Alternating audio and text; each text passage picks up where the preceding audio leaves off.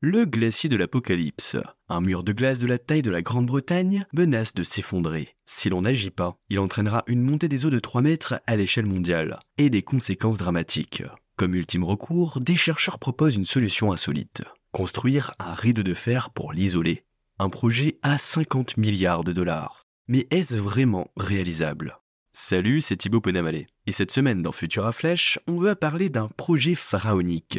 La construction d'un rideau de fer pour contrer la fonte d'un glacier titanesque.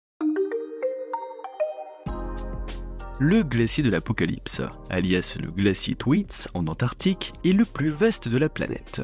Avec ses dimensions monumentales, 220 km de large, 1 km d'épaisseur et 600 km de long. Sa fonte imminente, attribuable au réchauffement climatique, inquiète les scientifiques. Un détachement du glacier de l'Apocalypse entraînerait une élévation du niveau de l'eau de 65 cm à court terme, menaçant 97 millions de personnes. Mais il entraînerait aussi une déstabilisation de toute la calotte glaciaire de l'Antarctique occidentale, située à l'entrée d'une série de glaciers sous le niveau de la mer. En fait, si Thwaites s'effondre, c'est une réaction en chaîne qui s'enclenche, avec une hausse du niveau des mers allant jusqu'à 3 mètres, et menaçant les zones côtières et les États insulaires où vit 40% de l'humanité.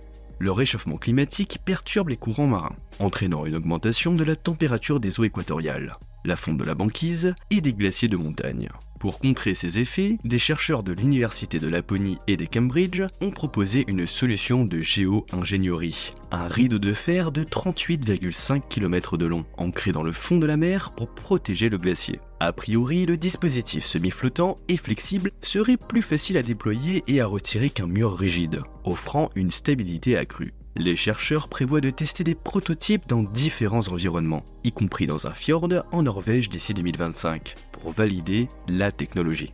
Mais ce projet colossal, estimé à près de 50 milliards de dollars, soulève des questions sur son coût et sa logistique. Ceci dit, il va sans dire que les conséquences potentielles de l'effondrement du glacier seraient bien plus dévastatrices pour la planète.